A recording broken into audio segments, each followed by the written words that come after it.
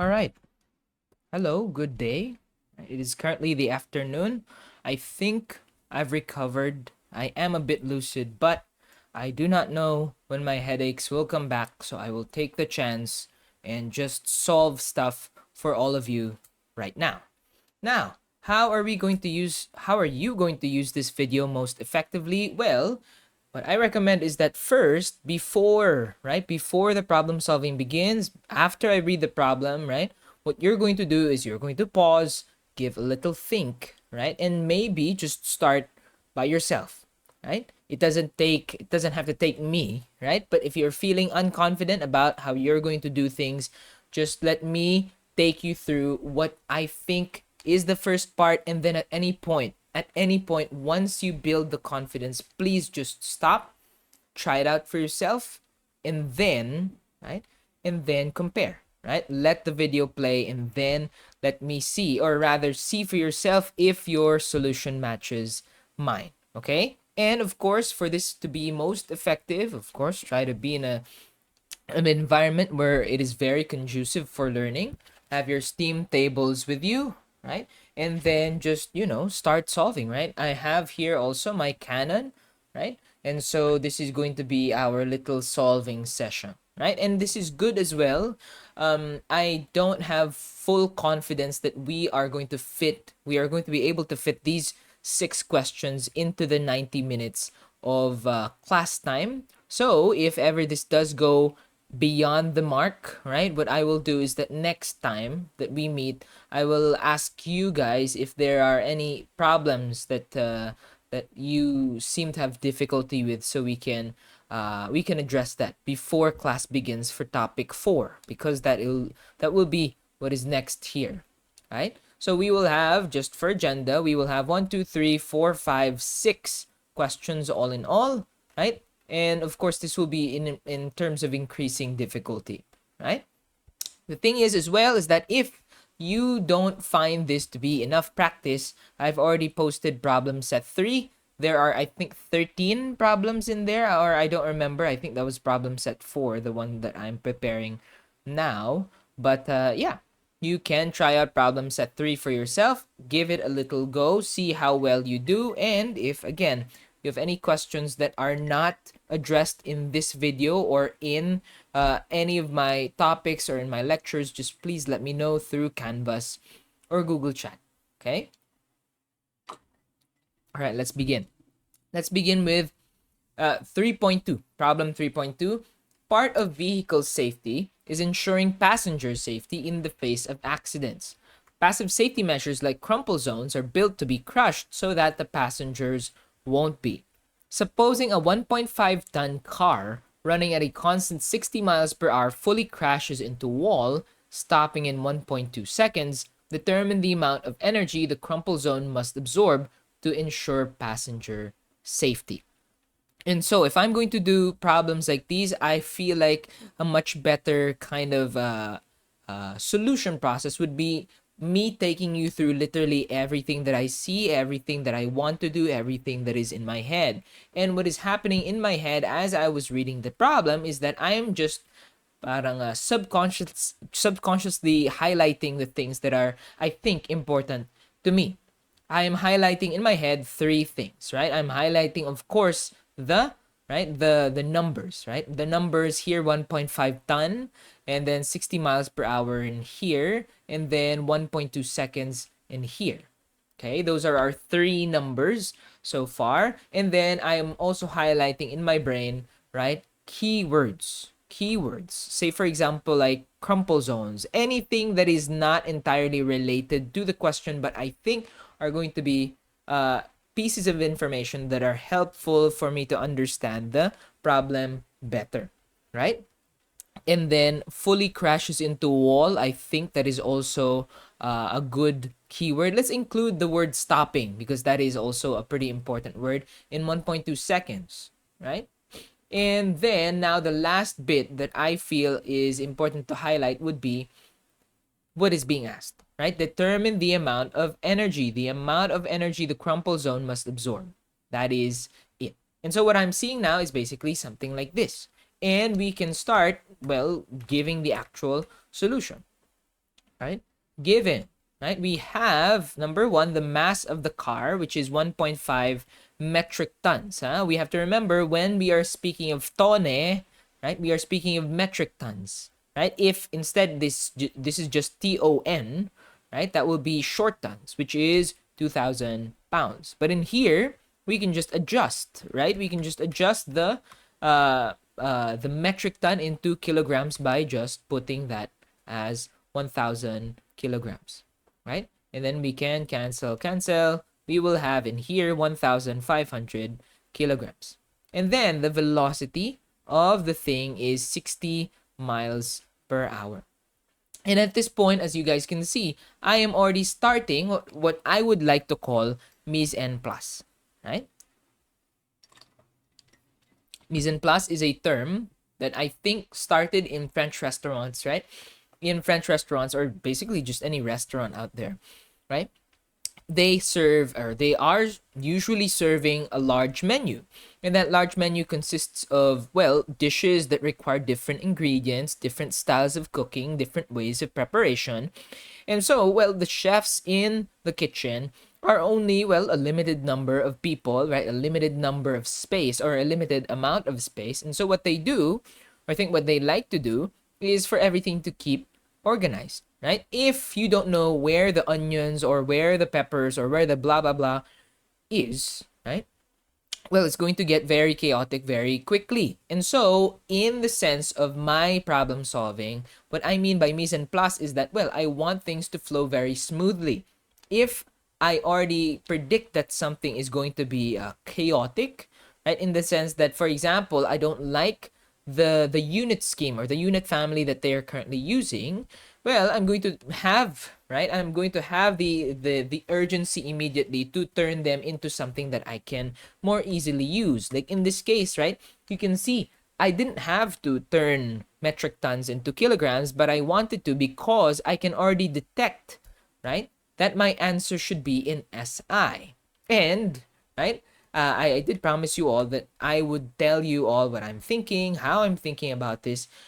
I don't even know why it's SI, right? I don't even know why it's SI, but now that I think about it, well, there's a clue in here, right? The unit should be in kilojoules, and immediately that clues me in the, okay, maybe I should use all SI units. Speaking of SI units, this is not in SI, right? This is miles per hour, and we should turn that into, well, just meters per second, right? 1 mile, if you still don't understand or if you still don't memorize, I recommend you memorize now, is 5,280 feet. And this 1 foot is just 0.3048 meters. On the other hand, we have an hour in here. So 1 hour is just 3,600 seconds. We will have cancel. We will have cancel, and then cancel. We will have meters per second in here. And what we will have now is, let me just put this in my calculator. 5,280 divided by 3,600 times 3048. 26.8224. I will just round this down. 26.82 meters per second. And very technically, if you want to be very exact, like I am, right? Honestly, I'm just rounding this down because, well, I can't be bothered. But if I want things to be very exact, what I can do is that in your calculator, you most probably have a store function, right? This is for you to store variables so that you do not lose any precision. Or if you don't remember them, you can just save them for later when you need them again, right? So the actual number in here is 26.8224.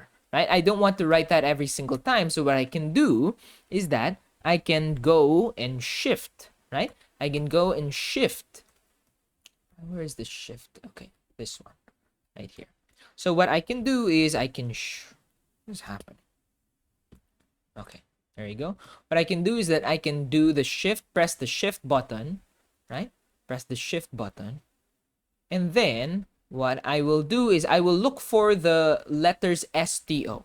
In my Canon, right, I have here the recall button, RCL, but on top of it is STO. What this means is actually store, right? Store. what will happen now, right? If you have displayed this answer, if you do a shift and then a store, what the calculator will subtly ask, it will not display anything on the calculator. What it will ask is that where do you want to store it?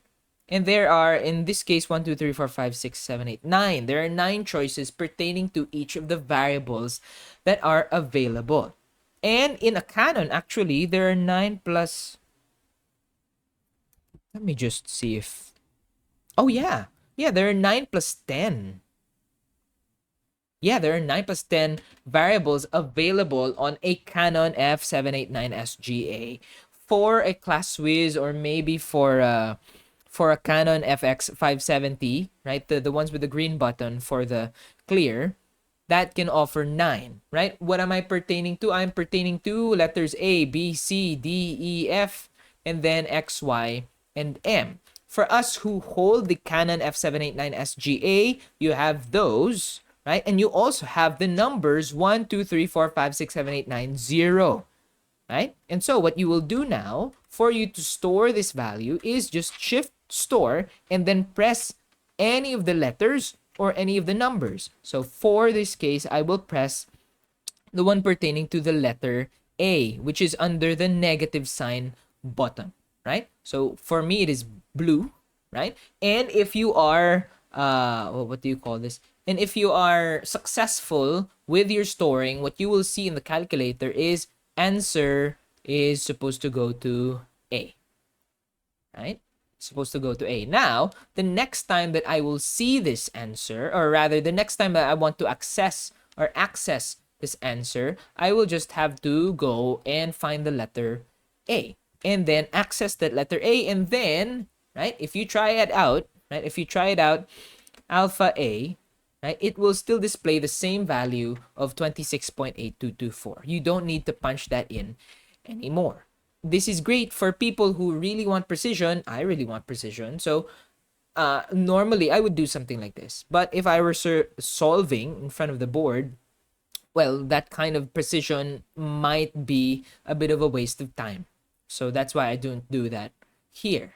Right? And now, in face-to-face classes, okay? We now also have a stopping at a time of 1.2 seconds, right? For me, I will write this down as delta T stop, right? Because that is the amount of time it takes to stop it, 1.2 seconds, right? And at this point as well, I have to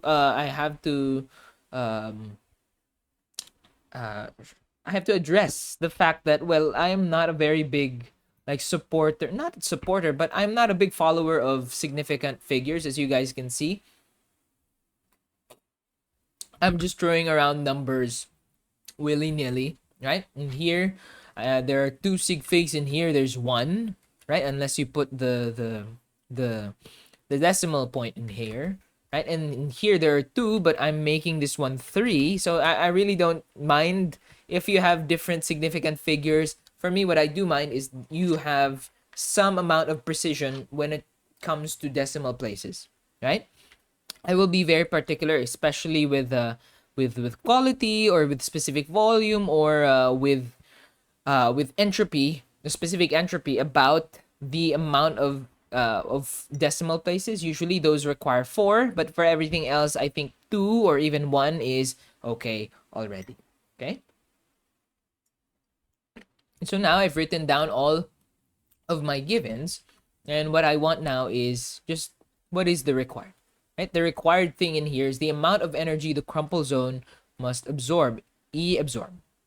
And in this case, how are we going to think about this? Well, if you want to think about it, just, draw a car, right? Draw a car, and then it has wheels, and then blah, blah, blah. There are wheels, and then it's going to go face first into a wall, right? This velocity right here is your 60 miles per hour. And well, basically what's going to happen is that these are what we call crumple zones, and by their name, they are going to crumple, right? They're going to crumple, they're going to absorb the energy of the vehicle, so that, well, you, the person riding or driving the vehicle, will not be the one to absorb energy, aka you don't absorb energy, you don't die, right? And so this crumple zone is supposed to absorb what kind of energy? Well, the only energy ever that is mentioned in this car is kinetic energy. And so in this case, oh, okay, so I just need to know the amount of kinetic energy because this is what's supposed to happen, right? In the before case, the car is running at 60 miles per hour. It has a certain velocity and the car has a certain mass as well. What is the thing about this, right? This is the before, and the after is that, well, the car is now crushed because of the impact of the, right? Because of the impact to the wall, right? Shall we say, right? And so, right, it effectively stops, right? That's what my keyword in there was for. And so now it has no more velocity, right? And you have to think about this now. Whenever an object has a certain velocity, a certain macroscopic velocity, if you can see that all of the particles are moving the same way with the same speed, that is macroscopic velocity. If there is no more velocity, there's no more kinetic energy. And so now the question is, where did that energy go? Certainly, a lot of it goes into the wall, but also we want to completely account for the possibility that all of it goes into the car, right? Because at this point, right, we have to remember again that energy and work, these things are very nebulous. They're very vague in the sense that, well, did you do work to the car, right? Oh, sorry, did you do work to the wall? The wall, for this case, did not move. Right? It did not experience any kind of deformation. It's a very strong wall. And so the thing that experienced a deformation is not the wall, but the car. And so we have to account for the possibility and the fact in here that the car itself, the car body, the chassis, the crumple zones, all of it got the energy. And that energy is, of course, only kinetic energy. They did not, right? The problem did not even say anything about the temperature, right? The temperature of the car, and maybe there's an increase in temperature in here, but that's not enough for us to just say that, oh well, it got dissipated there, right? And so in this case, but now we have to account for or solve for the kinetic energy. And so we can just do that, right? The kinetic energy of this thing is just literally 1/2 times mass times velocity squared. And in this case, you can do 1/2 times 1,500 kilograms. And for those who have followed my instructions earlier, we can just put in our A. And our A is now in meters per second squared. And so if we think about the units, we will have kilograms times, well, there are 2 copies of meters per second, so that will be meters squared per second squared. If you want, right, what you can do is split the meters squared into just, well, meter times a meter, and then keep the second squared at the bottom. Why are we doing this? Because this should be very familiar. This is mass times acceleration, and Newton just said that that was force. So this is actually going to be Newton. And a Newton meter is in joules, right? And is in joules. So in this case, I'll just do the same thing in here. We will get 539,500. Whoops. That's an eraser. 539,580.85. And honestly, at this point, we can just go with 81 joules because our answer needs to be in kilojoules. So that means we can just round this back 1, 2, 3. We will get the answer of 539.58 kilojoules, right? That is our answer. Okay. If you have any questions, please, sadly, I cannot hear you. So please just let me know in Canvas or in Google Chat, okay? In Google Chat, things are a bit more instant. So we can have a back and forth in there if you'd like, right? But yeah, that's going to be it. And you might say to yourself, well, based on the topic, or rather the lecture we just had, right? The ones with all the processes, blah, blah, blah. It seems like this is really easy. yes, this is easy, right? This is just trying to find what the kind of energy is experienced, or rather is showcased within the object. And then, well, you see, or rather you ask yourself where that kind of energy is supposed to go, or how much energy is supposed to be transferred. So that is problem 3.2. Okay. Now, because, right, I am not waiting for any questions, I will not ask, right? But just please, if you have anything, again, please let me know. Okay. Now we will go on to 3.3. Now, something, and this is immediately, sorry, I will do a first pass reading, and then a second pass reading, I will start highlighting stuff, and then we start solving. Okay, so first pass reading. After that, maybe you want to stop or pause the video a little bit, give it a little think, what you think the important bits are going to be, and well, we can work it out. But actually, I have to address the elephant in the room. I completely forgot about the 1.2 seconds. How was I able to know that this is not important? Well, the thing is, in all of our formulas, right, for energy, kinetic energy, potential energy, that kind of thing, the amount of time was not important, right? As you can see in, or rather, as you can think about it, right? The amount of time is only important in the sense that, well, if you are working, or if you are imparting work, if you are getting or giving or receiving energy at some amount of time, that actually measures power, right? Work divided by time is power. In this case, the amount of energy is not dependent on how much time, that this is supposed to go. If instead of going from 60 miles per hour, you go to from 60 to 0 in, I don't know, a minute, because I don't know, you're just trying to ram the thing, right? If you're just trying to ram your car in here, that kinetic energy, that amount of kinetic energy will still have to go somewhere, right? In this case, now it may no longer be the crumple zone. Maybe it will be on the tires, because, well, if you are trying to wear the tires out, right? If you're trying to brake, right, from 60 to 0, this amount of energy will instead be in your tires, or rather in your brakes, pala rather, right? The brakes will heat up, and then blah blah blah blah blah, right? But anyway, we will go to 3.3 again, right? 3.3, something weighing 10 kilograms going at 15 meters per second undergoes a process where heat is transferred from it at 5 kilojoules per kilogram.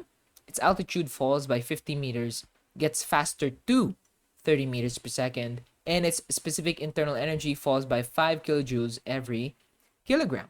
Determine the work for the process in kilojoules. Right? Give it a little think, right? Write down your givens, and maybe if you're feeling very confident, just start the problem solving process. But now, excuse me, we will go with the second pass reading. I will now try to highlight everything that pops out to me. First word, something. They are deliberately not telling us what the substance is, right? And now weighing 10 kilograms, this is the mass, right? This is the mass of the object going at 15 meters per second, undergoes a process where heat is transferred from it, right? This is where our English skills need to be at the very least proficient, right? Because the adjective from is very important. At 5 kilojoules per kilogram, its altitude falls, right? Its altitude falls by 50 meters, right? By 50 meters, gets faster to, not faster by, right? If it's faster to 30 meters per second, that means that the velocity becomes 30 meters per second. It does not mean that it gets faster by, or you're supposed to add 30 meters per second, right? And its specific internal energy falls, right? Again, we are looking at these very specific keywords, right? Keywords like from, to, falls, rises, that kind of thing. By 5 kilojoules every kilogram. Determine the work for the process. That is what we need now. The work for the process in kilojoules. And so let's begin, right? The mass of the thing is 10 kilograms, okay? And then in its going at, its initial velocity, therefore, is 15 meters per second. It undergoes a process where heat is transferred from it. So say, for example, this is the object we're talking about, right? It's the object we're talking about. Heat is transferred from it. So that means heat is being taken away from this thing at 5 kilojoules per kilogram. Because of this direction of heat, what we can say is that the heat in here is actually negative 5 kilojoules per kilogram. Now, I'll nip things in the bud. There's a problem with this piece of given information. You might say to yourself, well, there isn't any problem because we're just writing stuff down. Yes, we are, but it's also very important to understand what is happening at every turn, right? Every turn of events, right? In this case, we have to remind ourselves that Q is a form of energy transfer, and therefore, that means that it should have units of energy. You might say to yourself, yeah, there's a unit of energy in here, but then you are completely forgetting that there is a per kilogram. When we think of per kilogram, we are not just talking about energy, we're not talking about specific heat. Sabihin na natin, right? We're talking here about specific, right, properties. Heat, just to be completely sure, just to be completely clear, is not a property. The same way that work is not a property, but we might just put this in a kind of situation where the units are not going to mix in the end, right? And you're putting yourself in danger in there because you are not minding the amount of units. And so when we are doing this, when we are settling for a small letter, we are subtly reminding ourselves that, hey, wait a second, that's not actually the letter that is used in the formula that I was looking for. Maybe I have to do something else. And in this case, for us to actually understand, right? For us to understand the amount of heat, the true amount of heat, we need to do what we do with extensive properties and specific properties. We need to mass times small letter is the big letter. And in this case now, our mass is 10 kilograms. And our specific heat, quote unquote specific heat, is negative 5 kilojoules per kilogram because again of the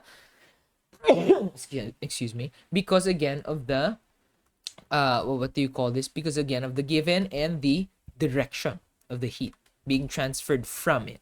So now this will be 10 times negative 5, which is negative 50 kilojoules. This is the actual amount of heat that is transferred.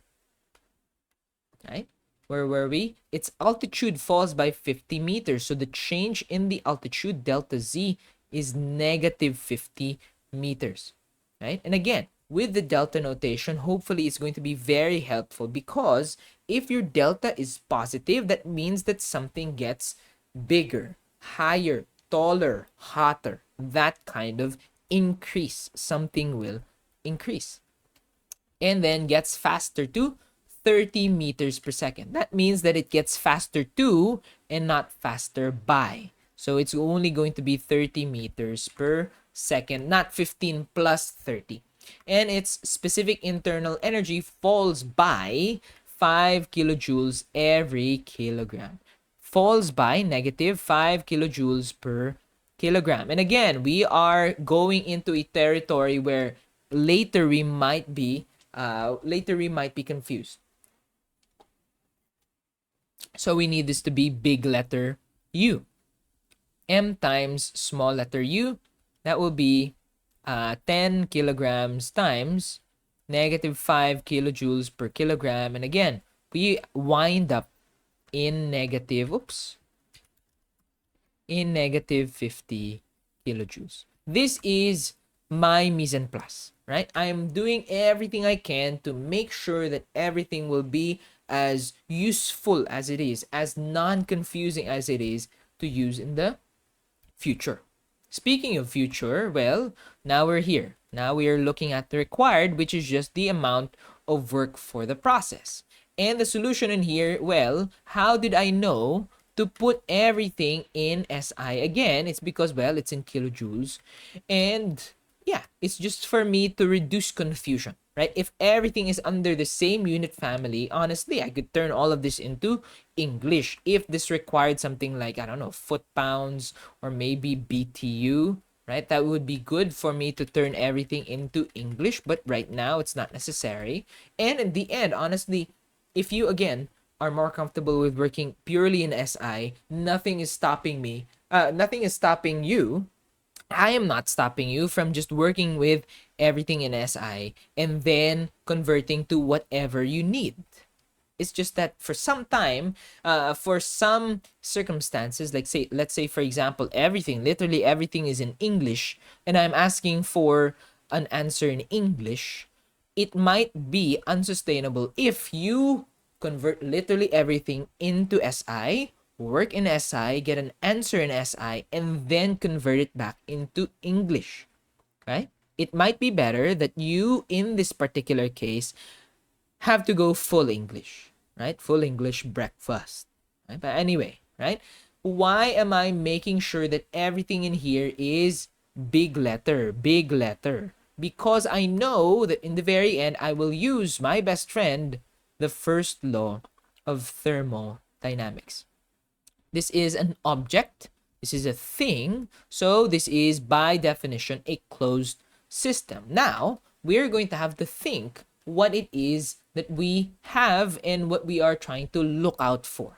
Right? We now have, because we have solved for it, we now have a value of Q. We now have a value for the change in internal energy. Maybe we can solve for, right? Or sorry, maybe we can solve for the amount of change in kinetic energy. Maybe we can solve for the amount of change in potential energy. But by far, what we want to find out is our value of work. So I'll mix these two. I'll change this into green because I'm very maarte. And I'll change this to yellow. Right? Maybe we can find out these values. And by the way, these are like magnifying glasses. Right? No. Now let's find out what our KE is, right? Literally, KE is just KE final. In this case, KE2 minus KE1. So in this case, we will have 1/2 meter, 1/2 mass times velocity 2 squared minus 1/2 mass times velocity 1 squared. As you can see in here, right? As you can see in here, both of these things have a 1/2 mass. So what you can do, honestly, is just turn that and, well, what do you call this? And factor them out, right? What I will do is give this a little bit of a push down. There you go. So we can have 1/2 mass, 1/2 mass times velocity 2 squared minus velocity 1 squared. And it helps as well because of the units, right? Because of the units. So in this case, we will have 1/2 times, the mass of this is 10 kilos. Mass of this is 10 kilos. And then we will have vel2 squared, which is 30. And then minus 15 squared, which is our vel1 squared. And this is what I mean to say when it's very helpful for units, right? You don't have to look at these things as two different things anymore. You can just think about them as one particular term with the same units, which in this case is meters squared per second squared. And if we see this, if we have seen this before, right? The units in here are kilogram meter squared per second squared. We've seen that already, right? And so honestly, once you do that, you now have full license, if you have done this before, to just say, I've done this before. I can just turn this into joules. And so let's try this out. Let's turn this, let's try and finish this. 30 squared minus 15 squared, we will get a value of 3,375 joules. Okay, something to think about. Now we have done this. Now, what about our PE? Our PE is going to be, of course, change in PE is just PE2 minus PE1. We will have mgz2, and then we will have minus mgz1. We have everything in here, and we have the value of G. But what we do not have is a value of Z2, the final altitude, and the value of Z1, the initial altitude. Where will we get that? It doesn't matter, actually. What you can do is you can realize that, wait a second, they have the common factor mg. We can remove that and we can say that this is mg z2 minus z1, which in this case can just be replaced with delta z. That is the delta notation in action. So, I just need to put everything down. 10 kilograms times 9.81 meters per second squared. Honestly, you guys can use the 9.80665. Very impressed if you do. And then there will be negative 50 meters in here, right? Negative 50 meters. So if we put this in our calculator, or rather before we put this in our calculator, let's again look at the units. Kilogram meter per second squared, that is Newton, and then times meter, that is already joule. So we will have 10, 9.81, and 50. We will have negative 4,905. Negative 4,905 joules. And now, we are ready to put everything together. Now, our Q is going to be, what again? Negative 50 kilojoules minus W is equal to KE, which is 3375 minus 4905 minus, remember what was this? Our delta U is minus 50. So, if we put this together, we will have our answer. And honestly, you guys can shift solve this. I really am not very policing when it comes to this. My only worry is that your skills in shift solving are going to worsen over time, right? Okay, what we will have here is 1530. 1530.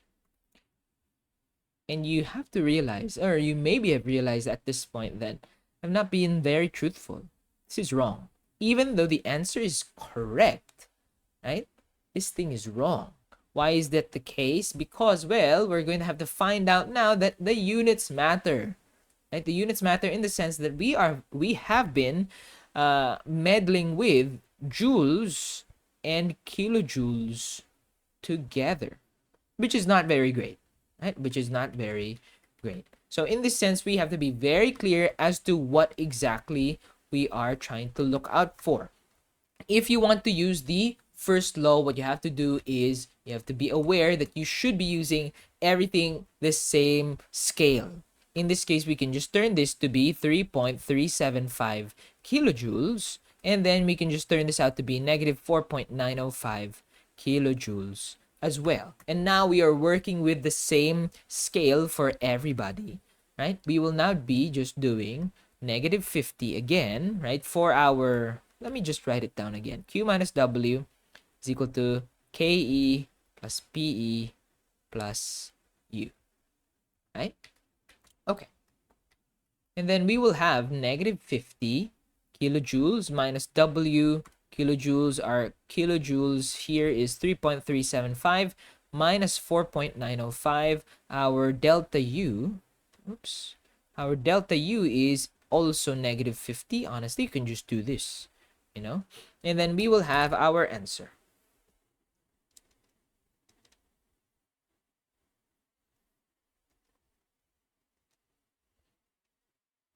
Our answer is going to be 3.375.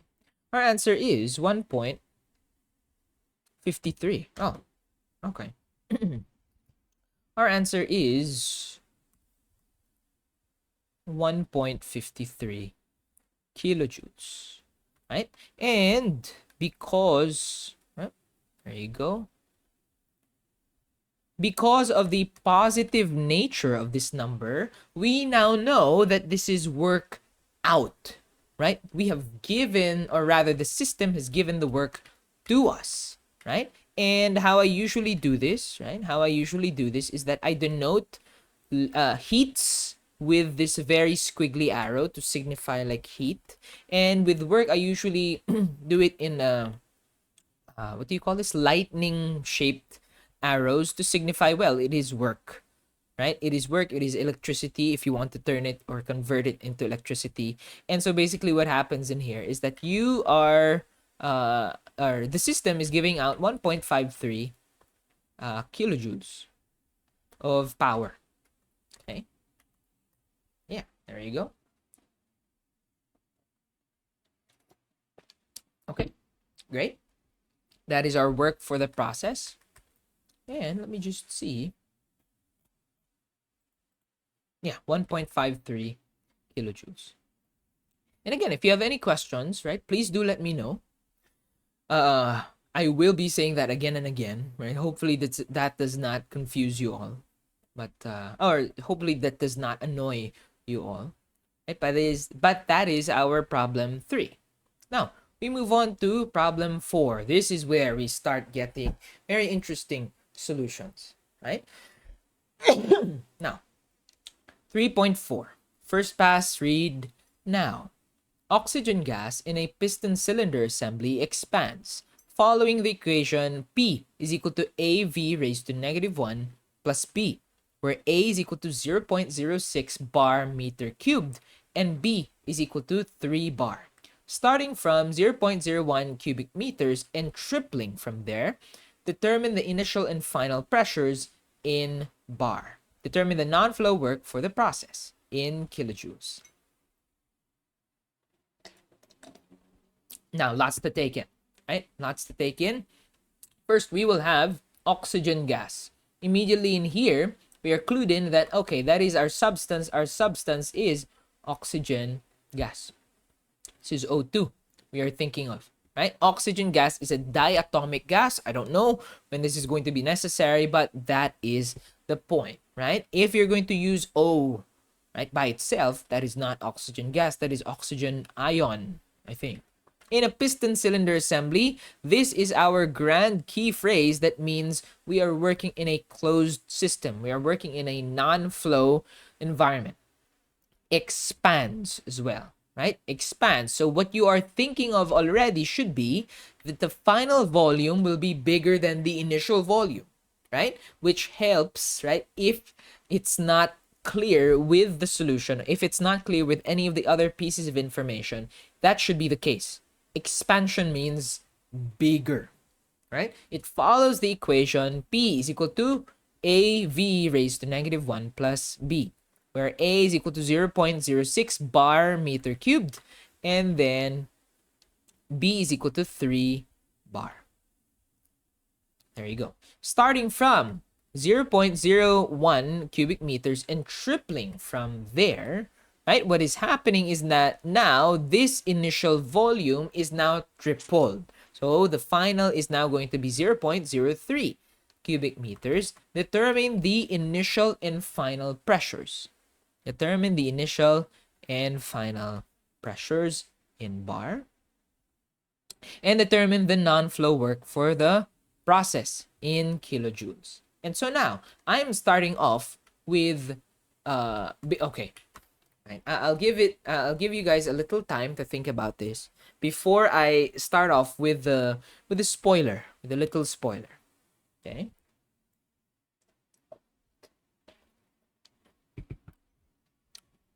All right. The spoiler is this. This process is non-polytropic. Right? I don't know if that is not that I don't know if that is a surprise for you all, but let's just think about it. Okay, I will write down all of the givens in here. Given, we have the substance, which is our O2, right? Our substance is O2. And then in a piston cylinder assembly, that means that we are working with a closed system, right? Expands following the equation. This is now the focus. A over V plus B, right? Wherein your A actually now, right, should be what is this? 0.06? Is that right? Yeah, 0.06 bar meter cubed all over V plus your B, which is 3 bar. Now, why am I putting such big spaces in this thing? It's because now we're going to have to look at this whole equation and we're going to have to say what the value or what the units of P and V are going to be. in this case, we know that all three of these terms have to be the same unit, which means that everything has to be in bar. That means I already know what P should be, that's in bar, and I already know what V has to be, that's in meter cubed. Why is that? Because cancel, cancel, everything is in bar. And so we know immediately what we need to use as units to substitute in this equation for it to be correct, right? We have, starting from meaning initial volume 0.01 cubic meters, and tripling from there, we will now have V2 is equal to 0.03 cubic meters. What we want, right? What we want are the initial and final pressures required. We have the initial and final pressures in bar, and what we want also is the non-flow work in kilojoules. And so we can just start with this. Right?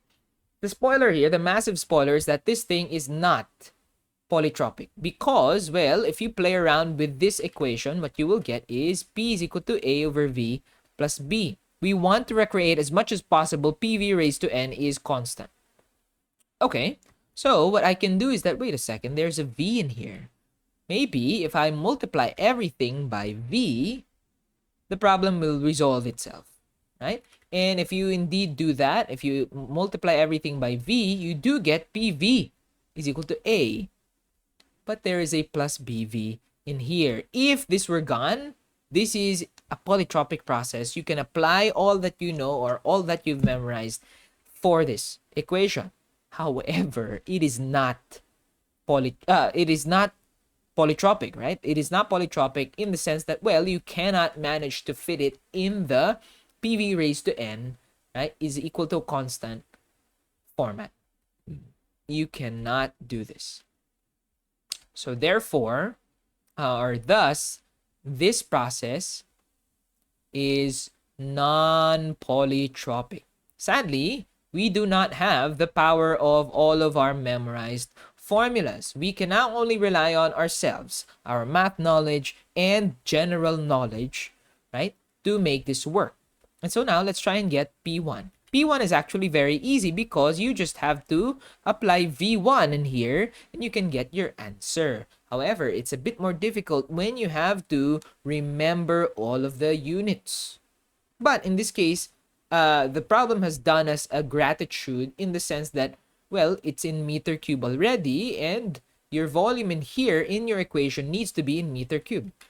So we don't have to change anything, right? This is going to be 0.06 bar meter cubed all over 0.01 meter cubed plus 3 bar. In this case, you will have 0.06 over 0.01. That is just going to be 6 plus 3. That's going to be 9 bar. That is already one of our answers, right? That is already one of our answers. There's also a cancel in here. And for the second bit, right, for your P2, literally it's just again A over V2 this time plus B. So now we will get 0.06 bar meter cubed all over 0.03 meter cubed. Now we will get plus 3 bar. We will get cancel, 0.06 divided by 0.03, that is a 2, plus 3, that means that this is now a 5 bar. Now, at this point, I recommend you step back, right? Follow this line of logic. Hopefully, we can follow this line of logic. If something expands, its pressure decreases because, right, if it expands for most of the time, but not all of the time, for most of the time, the pressure is supposed to be inversely proportional, right? Inversely proportional. So if your pressure gets larger, that means it's compressing. And when you're compressing, the other definition, or rather the other thing that we can think of, is literally you are trying to reduce the volume. You're trying to press something together. So they usually go hand in hand. When you're expanding, that means that the pressure is decreasing. Is the pressure decreasing? Yes. So that makes sense, right? I'm not usually writing this down in in my solutions, but I'm just doing these little reality checks while, right, I'm solving. Just so that I don't trip myself up na later pala, right, I have been working on a wrong number all of this time. Say, for example, I made it 0.9 bar and then suddenly it's 5, right? For some reason, I made it to 0.9. Wait a second, I thought it was expanding. Why is the pressure also increasing? And so now that leads me to doubt my calculations beforehand, and then it will make me more likely to spot the error, which should have been 9 bar instead of 0.9. That is how my reality checks happen. And so now we have to get into our work non-flow. So you might think to yourself, well, how are we going to get the work non-flow? I don't have any formulas. You do, actually. The formula that you're supposed to use is the most generic one. It should be the integral from your initial to final volume of P dV. The thing with P dV is that, well, you have a value, or rather you have a formula for P, which is your A over V plus B. And then, well, you can just integrate, right? And you might say to yourself, oh no, the units, right? How are we going to handle the units? You just let it stay there, right? You just let it stay there. Don't worry about it, okay? And in this sense, we're going to get A ln V plus BV all the way from V1 to V2. Let's let it stay this way for now, and let's just expand, okay? We will have A ln V2 plus B V2 minus A ln V1 plus B V1. And if we're going to expand this, right, A ln V2 plus B V2 minus A ln V1 minus B V1, you might say to yourself, oh no, this formula is broken because we have A ln V2 and ln V1. Well, just like before, right, we call for laws of the logarithms, right? If you have an ln of m minus an ln of n, what you can do is express them as ln of m over n. So in this case, what you can do is actually you can just combine these things together, and so can you do the same here, which is now going to be A ln V2 over V1 plus, right, B times V2 minus V1. This is now the part where you resume, where you return the substitutions. You will get A, which is 0.06 bar meter cubed, right, times ln, right, times, well, let me just put this in parentheses. There you go. And then ln of, what is V2 again? V2 is triple, right? ln 0.03 meter cubed all over 0.01 meter cubed. And we will see these cancel out. That means the ln value is safe because there are no units inside of the argument of the ln. And so what's left here is just cancel. This is just ln of 3. And then plus your B. Now your B is going to be, what is the B? Oh, 3 bar. And then your V2 is 0.03 minus 0.01. Both of them are in meter cubed. And as you can see, every term in here follows the same units, which is bar meter cube, bar meter cube. And so let me just try and simplify this. 0.06 times ln of 3 plus 3 bar times 0.03 minus 0.01. And so what we're going to see in here should be 0.06 ln 3 plus 3 times 0.03, 0.01. We will have an answer of 0.1259. 0.1259. Okay? And then this is in kilojoules, right? This is in kilojoules, so that is our answer, but of course not, right? I just said a few seconds ago, that our unit was bar meter cube. That is far away from kilojoules. How will we know? Right? Well, the thing here that is non-standard would be the bar, right? The bar is not kPa, but instead 1 bar is 100 kPa, right? And so cancel, we will multiply everything by 100, we will get 12.59 kPa times meter cubed. You might still be wondering what that is until we turn kPa into kilonewton per meter squared times meter cubed. Cancel, cancel, cancel, cancel. You will have an m in here. And finally, you will get to the answer 12.59 kilojoules, which is in fact, the correct answer for this work non-flow. And so as you can see, again, the unit in here is positive.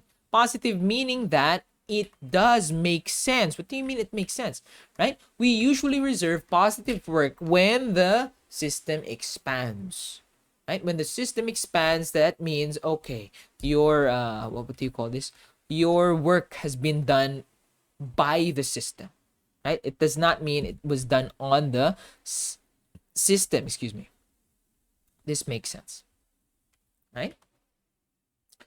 Okay, yeah, that is our problem 4. Again, if you have any questions, please do let me know. Now, we're going to get on to the long stuff, the big stuff. Problem 5. All right. Okay, first pass reading. We'll start the first pass reading now. A gas in a frictionless piston cylinder assembly, initially occupying 0.1 cubic meters, goes through an isobaric expansion to 0.12 cubic meters at 2 bar while being heated at the base. The gas's internal energy change is 0.25 kilojoules and the local atmospheric pressure is 1 bar. If the gas is the system, what is the work and the heat in kilojoules? And if the piston, which is assumed to be an insulator, is the system, what is the work and the heat? That is a pretty loaded question, right? For this, so far, we've only done what? One illustration, and that illustration technically is not necessary, right? This one as well is not very necessary. We didn't even need to write down the figure in here, but at this point, I think it's going to be necessary for problem 5, right? Before we even try and figure out the figure, the drawing, we might have to just look into a second pass reading. Second pass, I will now highlight the things that I think are necessary. A gas. I'm highlighting this not for the fact that, well, we know the substance, but the important piece of information is that we don't care about what the substance is. They don't want to tell us? Fine, right? In a frictionless here is just a keyword for us to mean ideal. Everything here is perfect. And of course, again, piston cylinder assembly, you guys are going to get sick of this phrase, but that means we are working in a closed system. Initially occupying. Initially occupying means that this is the initial state, 0.1 cubic meters. That is our initial volume. Goes through an isobaric process. Very important, right? Very important kind of word, right? An isobaric expansion to 0.12 cubic meters at 2 bar. At 2 bar while being heated, right? While being heated at the base, right? So very interesting, while being heated at the base. Now, this clues me in that, oh, I should expect a positive Q to come in, right? The gas's internal energy change, that is already changed, which means there's already a delta, and this is 0.25 kilojoules. So that's good, right? And the local atmospheric pressure is 1 bar. I'm not sure when this is going to be necessary. Okay. 1 bar. If the gas is the system, what is W and Q, right? W and Q. Maybe just everything in here. In kilojoules. If the piston is the system. Now, this is the very interesting thing, right? What is the work and the heat, right? So, now you might see, this is ridiculous. I just literally highlighted everything in here. Well, all of these things matter, okay? All of these things matter, especially one word in here. You're going to get stuck in this question if you don't like suss out that that word is there. right? Give it a little think, right? I will spoil in 3, 2, 1. The word is base. Might say to yourself, what? Huh? What? Okay. Well, this is very important. I spoil this immediately because the next step, most probably after you just look at all of the givens, after writing down the givens, is to write a figure. And how you're going to write the figure is important, right? How you're going to write the figure is very important now because of a base. We are now thinking of the cylinder being oriented vertically. That is the important bit, right? And so when you're going to write down the givens, or when you're going to write down the figure later, the cylinder should be like this, not like this. Okay? That's the important bit. Done, right? What's also important in here is that if you detect in this question, what is missing, right? What is missing? You might say to yourself, well, what do you mean? How am I going to detect something that is not given?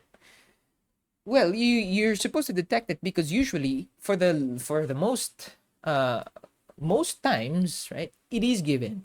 What's not given in here is the mass, right?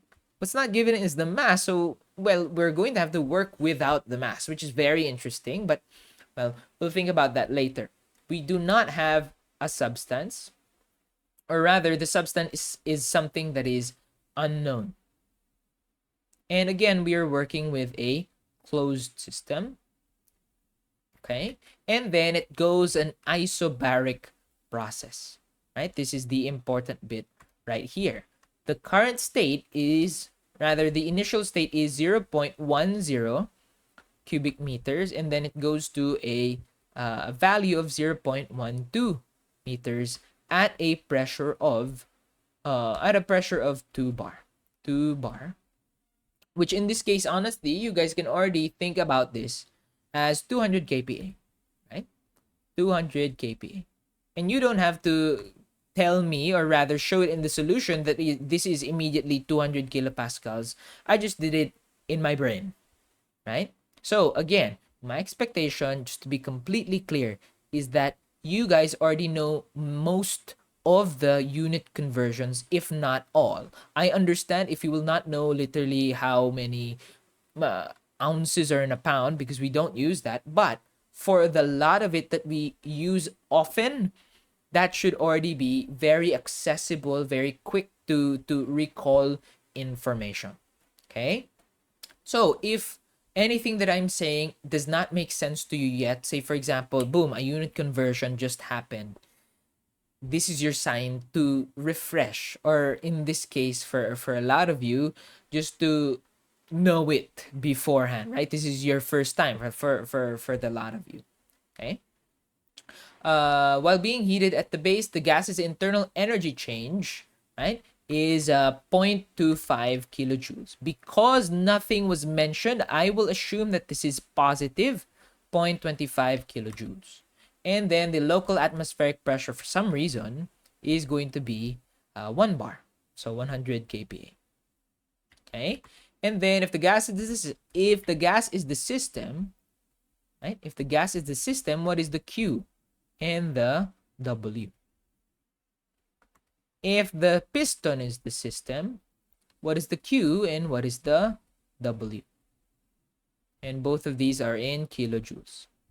And notice that this is now properly matched, right? Your delta U, big U, is now in kilojoules, so that's no big deal. And so now it's time for us to draw our figure. Okay, that's our figure. And then I'll just, oops.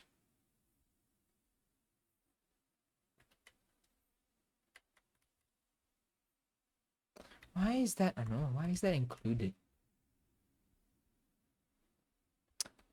You guys should not be here. Whatever. It's fine if it's not perfect. Then I'm gonna spend like 3 minutes doing this. That's good enough, right? There's a gas, or yeah, there's a gas in here, and say for example, this is the piston. cylinder. This is the piston. This is, of course, the cylinder.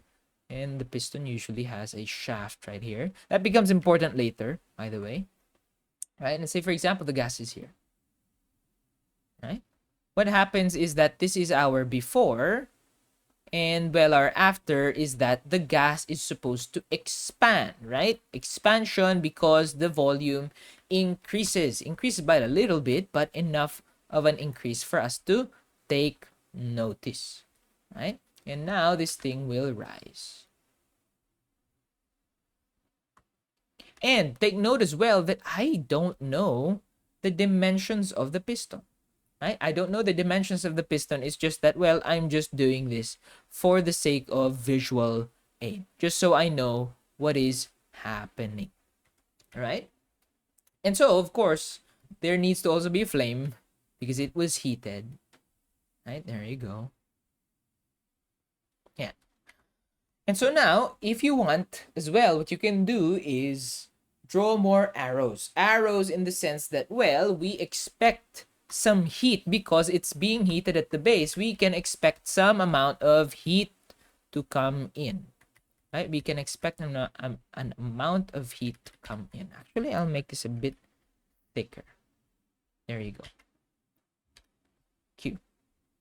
Okay, we'll write that down for now, but yeah, we'll start off immediately with our solution.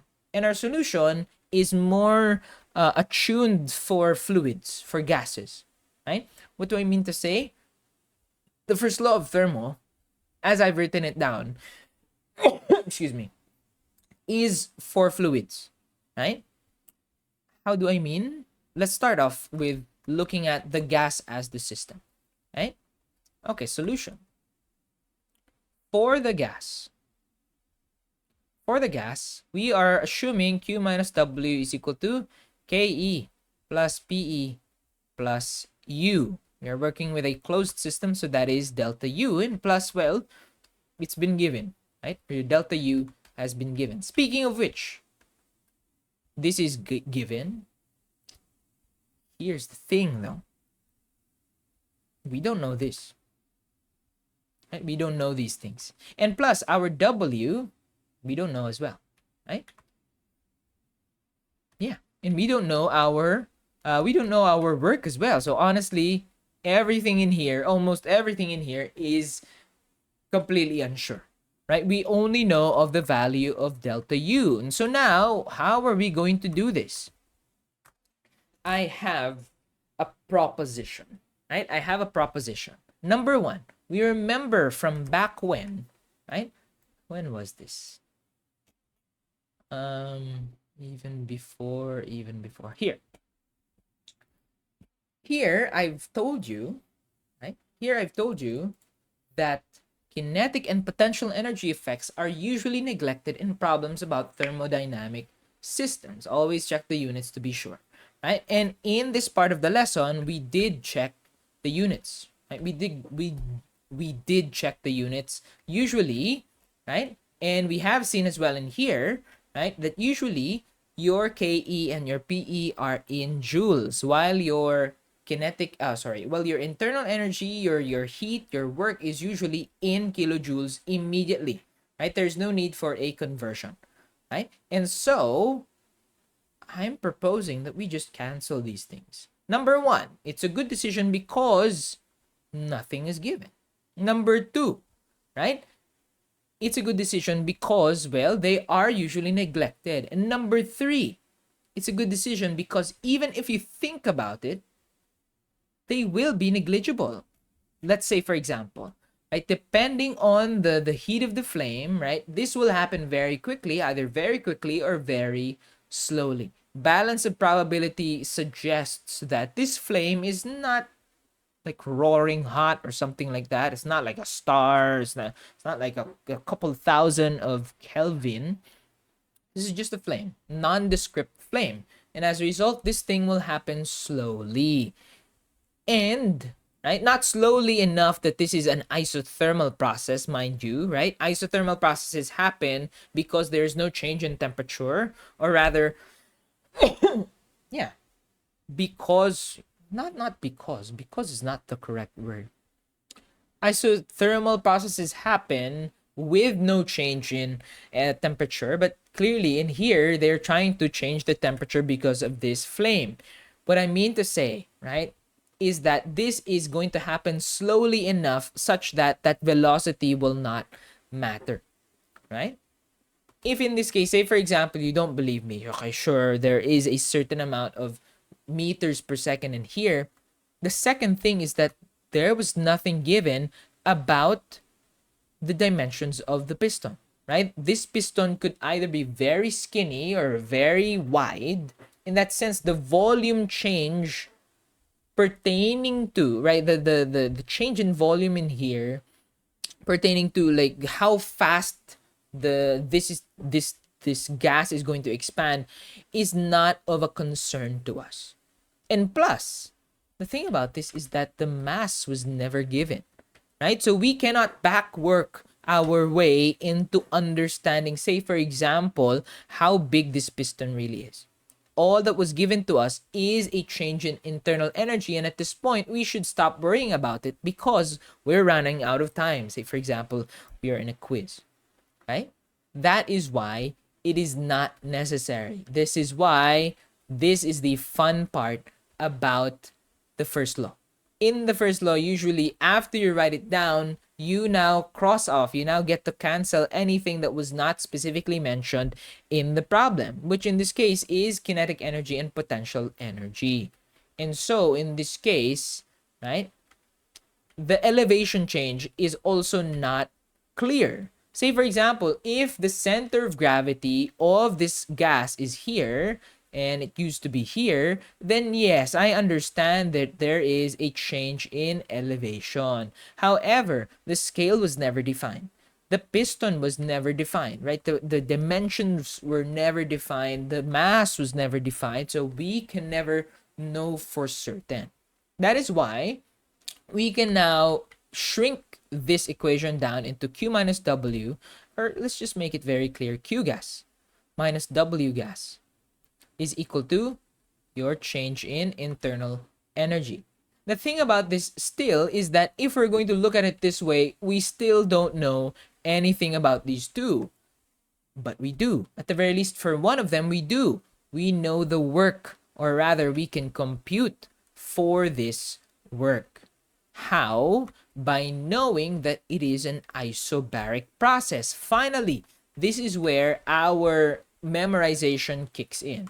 For an isobaric process, for n equals 1, we know that the work non-flow is just P times V2 minus V1. And so, well, we can just substitute in those values. 200 kPa times 0.12 minus 0.10 meter cubed. And we've seen this before, actually, right? We've seen this before, literally last episode, not episode, sorry. Last problem, right? This is kPa times meter cubed. That results in a kilojoule. So this gives us license to say, I get it. This is just going to be kilojoules. So 200 times 0.02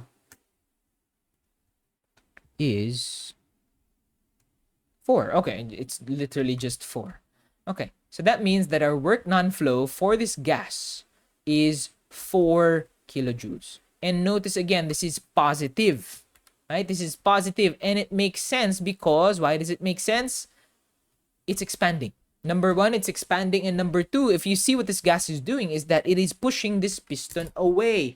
It is expanding. It is doing the work to its surroundings, right? And so, because we now have the work non-flow of the gas, we can now know the volume, or rather the heat of the gas. If I just move the work of the gas to the other side, you will get delta U plus your work non-flow, which in this case will be 0.25 plus 4 kilojoules. And now our Q gas, right? The heat transfer of the gas, aka the amount of heat that the gas got from the flame, is 4.25 kilojoules. And again, notice the units. The unit in here, because there's nothing, is positive. And again, it makes sense. It makes sense because literally you are adding heat, which that's what a fire does. Okay, so now that is the easy part done. The hard part is now trying to wrangle what they mean by if the piston is the system. The piston is, well, it's a solid, right? And so this thing, it doesn't break, but it becomes a little bit more unwieldy in the sense that, well, what is the work for a solid? Right? What is the work for a solid? I don't know. Right? What is the heat for a solid? Right? What is the internal energy for a solid? Not sure. Right? But in this case, they didn't even give us the material of the piston. So we can be very we can like imply that that kind of detail is not necessary. In fact, in this case, we can still use, if the piston were the system, for the piston, we can still use mainly, right? We can still use the same thing. Q piston minus the work of the piston is equal to change in kinetic energy plus change in potential energy plus change in the internal energy. And now, here is where the rest of our keywords are going to matter. First, the piston is assumed to be an insulator. So that tells us a lot of things. Number one, it does not let in heat. What does that mean?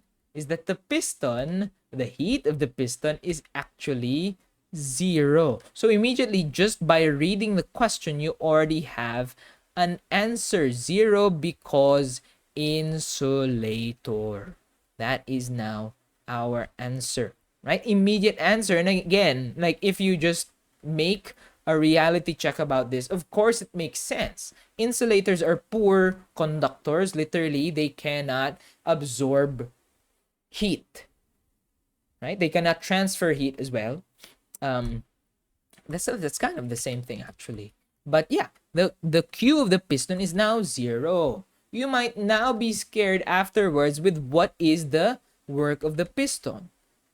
That's something we'll get to later. But then again, we run into the same problem here for kinetic energy and for potential energy, right? For kinetic energy, we are very sure in this case that this piston will not undergo this kind of thing, this kind of, shall we say, a kind of change wherein there is significant amounts of kinetic energy, right?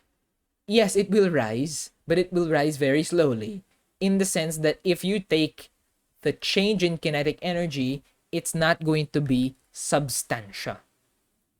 And if you think about it, let's now work from the back, right? Let's now work from the back. The internal energy of this gas, of this piston, because it is an insulator, will not change as well, because, right, again, our definition for internal energy is that it is related to temperature. If this thing will not conduct heat, that means that this thing will not also get hotter, which means this thing will also not experience a change in internal energy, right? And so finally, we arrive at this situation. The work of the piston, the negative work of the piston, is equal to the change in potential energy. Here's the thing now.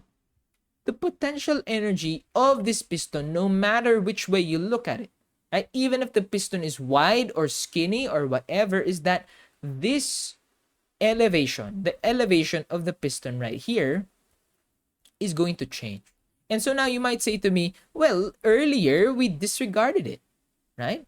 Earlier we disregarded it. But here's the thing.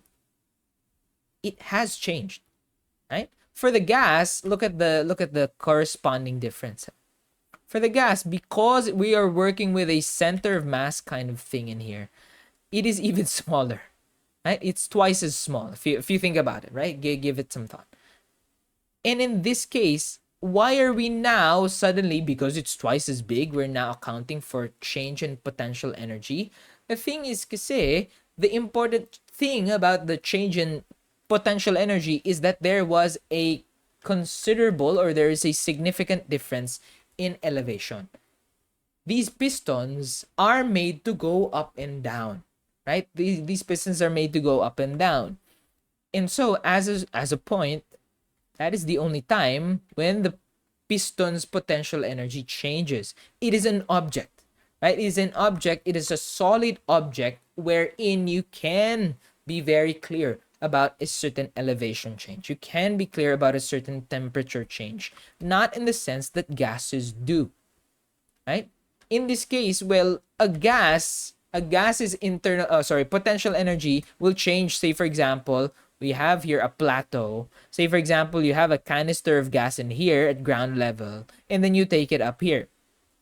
There is now a considerable amount of change because literally all of the contents of the gas have been elevated. But for a piston, right? For a piston, it is as easy as just saying that, well, this thing has now changed from this position to this position. The gas, right? If you think about it, has no, what are you going to do? You're going to look at all of the little particles. You're going to now tabulate them and then like see from initial to final the change in the potential energy of each molecule of gas. I feel that is unnecessary. And in this, right, the final conclusion that we can make, or that I will make, is that the piston work is going to be the same as the change in potential energy. And so that does not change anything, right? We cannot compute this PE, right? We don't know the value of this PE, but we do know actually the value of this piston. How? Well, earlier we said that the gas had a work of 4 kilojoules. So that means that in this system, there is a work. And because it is positive, that means that the gas work, right, goes out. Goes out to where? It goes to the piston. If we think about it, the cylinder itself does not get deformed. It doesn't blow up.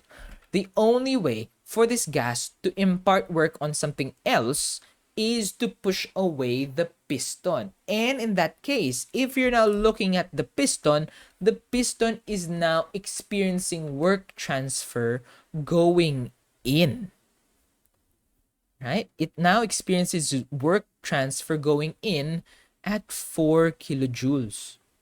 That means that, look at this, the work of the piston should be the complete opposite of the work of the gas, which is negative 4 kilojoules. You might say to yourself, where is the computation? The computation is literally just looking at the figure.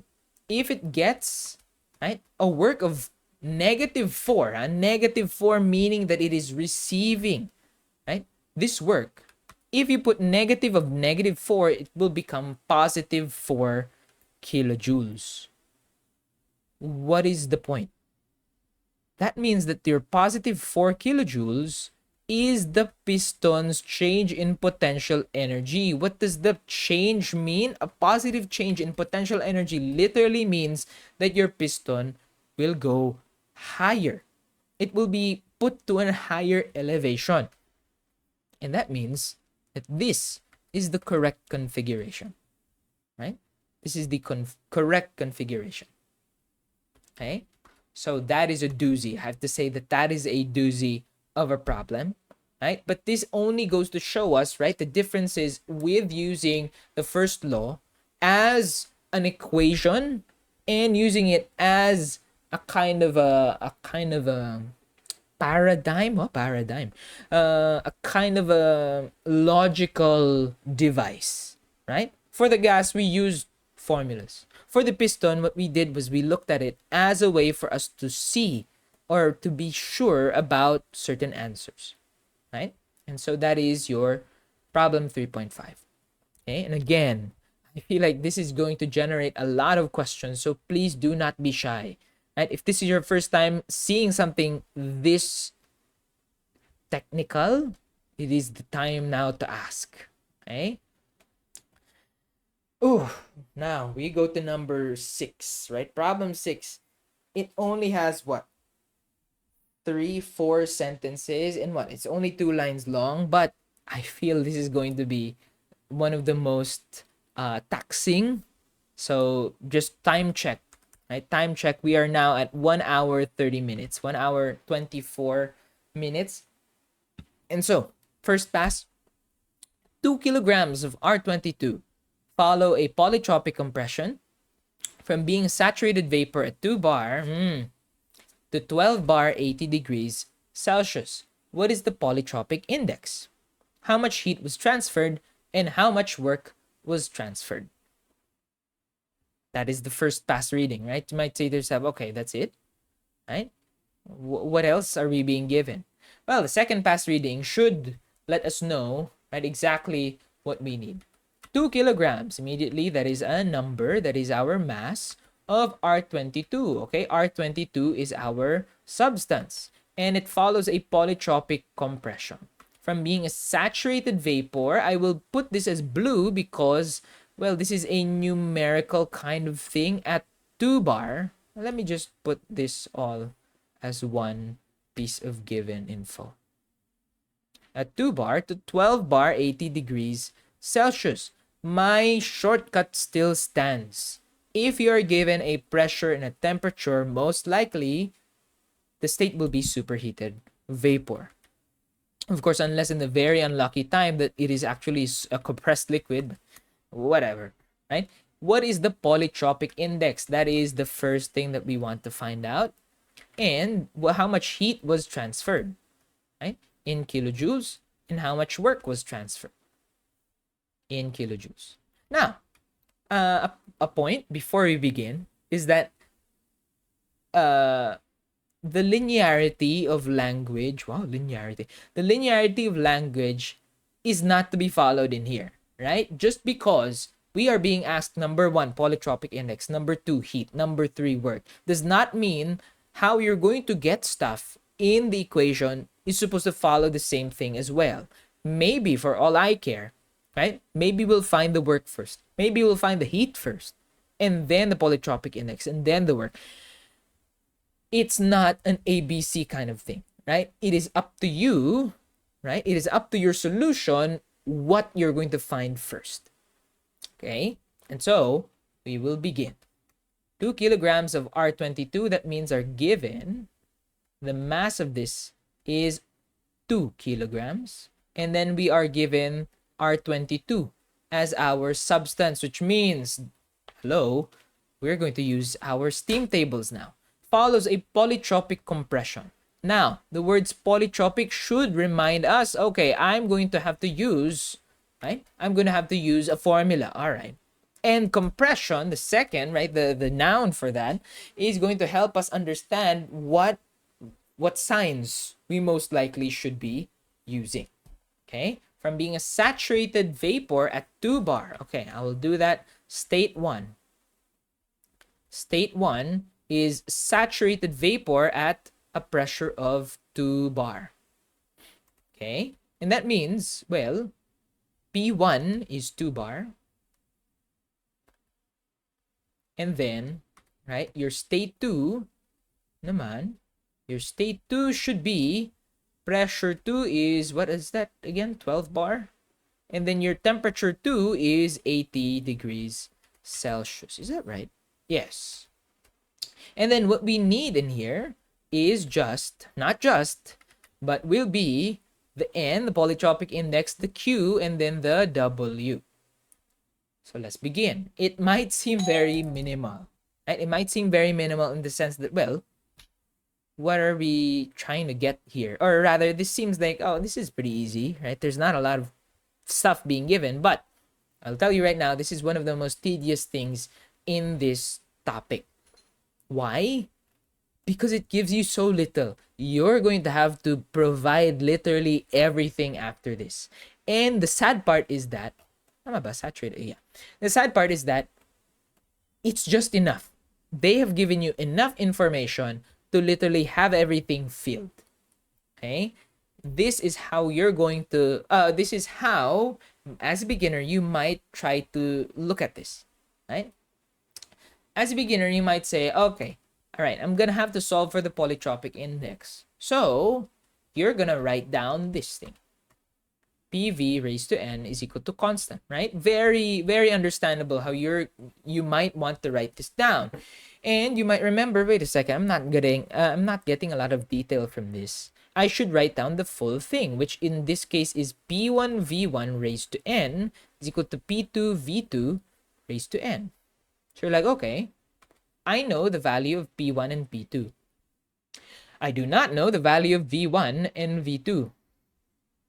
How are we going to get there? You might say to yourself, oh, V1 and V2 are both extensive properties. What you might do is, well, P1 times MV1 raised to N is equal to P2 MV2 raised to N.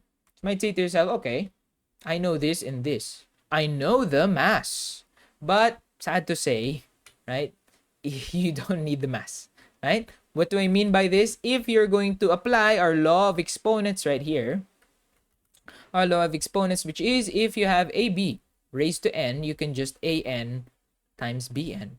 What you're going to see is P1 times M raised to N times V1 raised to N is equal to P2 times M raised to N times V2 raised to N. Cole agrees with a lot of that. And you can just see that it cancels. So, sorry. Right? But we can now, oh, wait lang, Cole.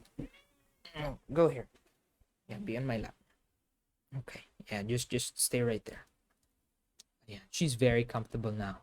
But one consequence that we have from this is you can use this thing if you know the mass, or if you don't, it's okay to use the small versions as well. That is completely fine, right?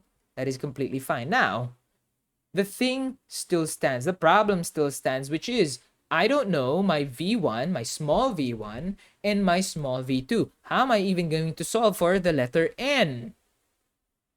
I don't know, right? But, of course, I'm the prof. I should know, right? The thing now, or the secret to unlock this, should now be in your tables. Sadly, we're now going to have to find the value of V1 and V2 through the tables. And we just have enough information to know what, right? And so, I will write down here the state, right? State 1. I'll rewrite the state here. We have P1 is 2 bar. And we have SV, which means for here, we're going to have to find V1, which is because it's a superheated, because it's a saturated vapor, that will be VG at 2 bar.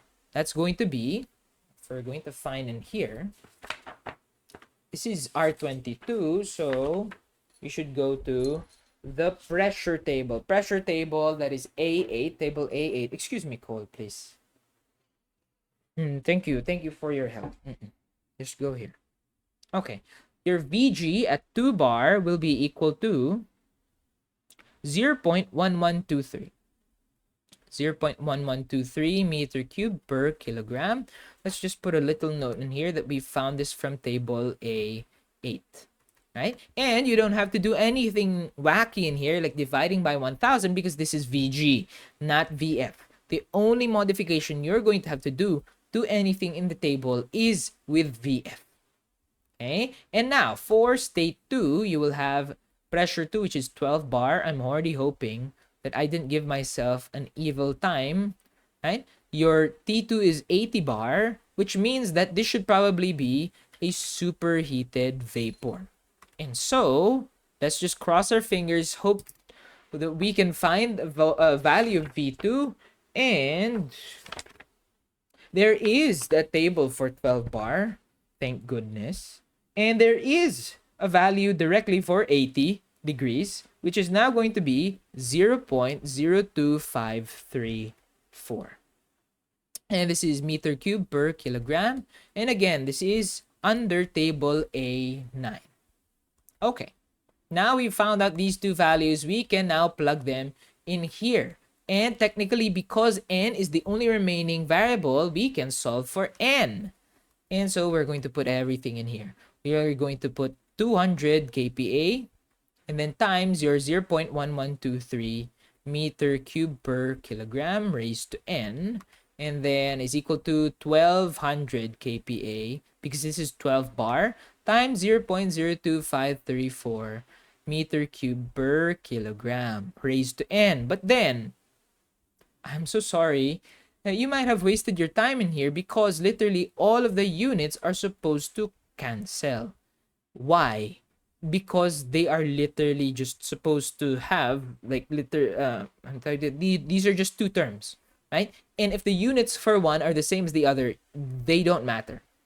In this case, you are given the unique opportunity of just not minding the units so long as you have the same units. In this case, bar and bar, you don't even have to convert this into 200 and 1200.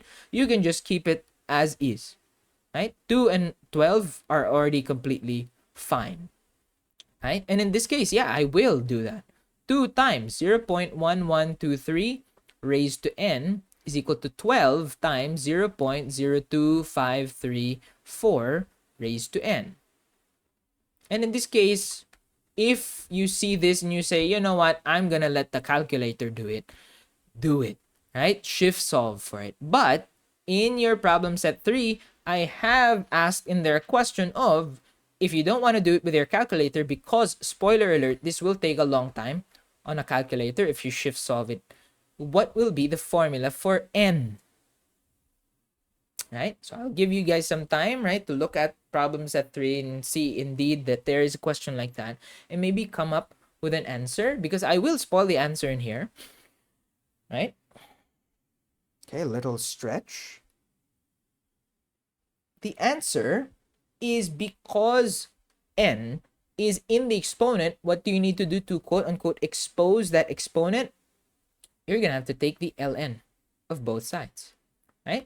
And we are working here with the laws of exponents that tell us that ln of a raised to b is the same as b ln of a. And so if we're going to take the ln of both sides, you will get 2 times 0.1123 raised to n. And then you will have ln of 12 times 0.02534 raised to n. So you say to yourself, wait, I still can't access that n because it's multiplied to 2 and 12. But again, another rule of exponents is that if you have ln of a times b, what you can do is separate them via addition.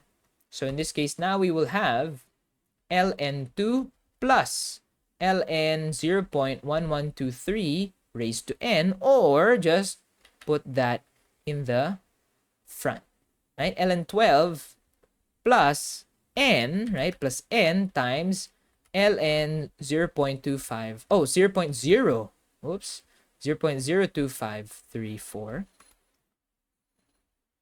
And then honestly, now you can let the calculator shift solve for this, right? But I will just mental it and see how it's supposed to happen. Yeah. So what we will do is we will have ln of 0.1123 minus ln 0.02534 all over ln of 12 minus ln of 2. So if you put that in the calculator, what we will get is ln 1123 0.02534 ln, we will get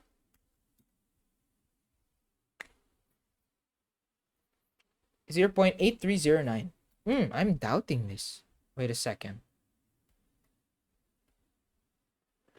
I just need to make sure that this is correct. Nope, not here.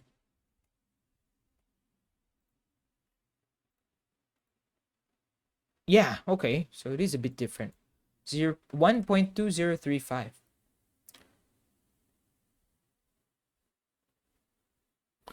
Did I type these things in properly? Yeah, I typed them in properly. Is it 0.83? Okay. Let me see this again. 1123. Okay, I'm going to have to look at this again. 0.02534, that is your V2. Indeed. And for P1, from table A8, your 2 bar is 0.1123.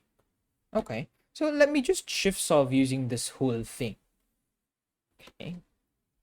ln2 plus x times ln 0.1123 is equal to ln 12 plus x times ln 0.02534. Shift solve, we get, it's already taking long for this thing, just this thing. Oh, so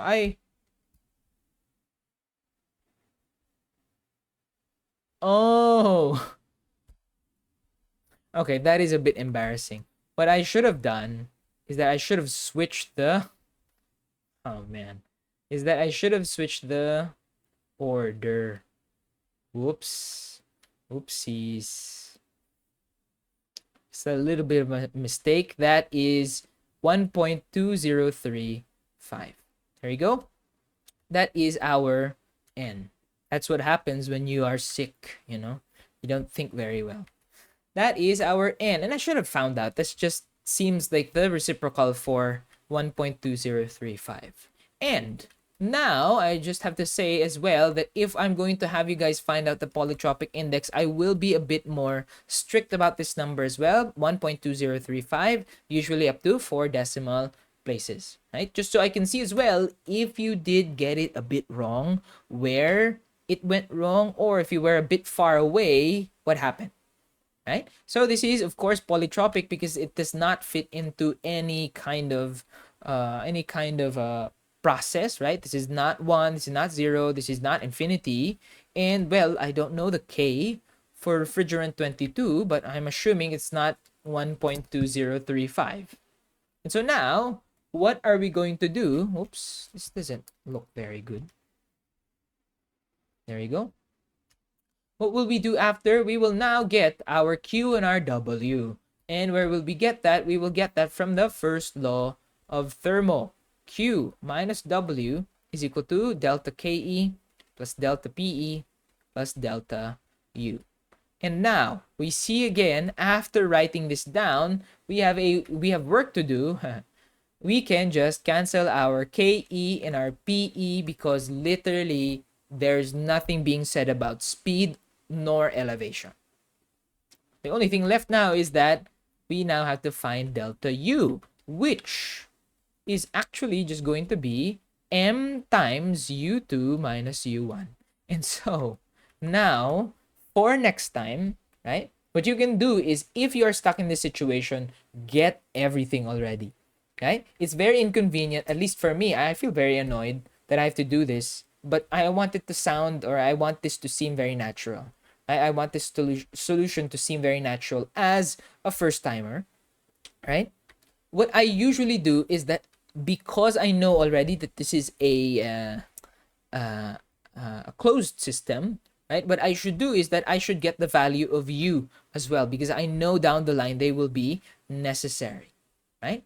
Now we go back here and then we go again and say U1 is UG at 2 bar, and then we can find out U2 easily as well. Let's just go for U1, which is UG at 2 bar. That is 217.42.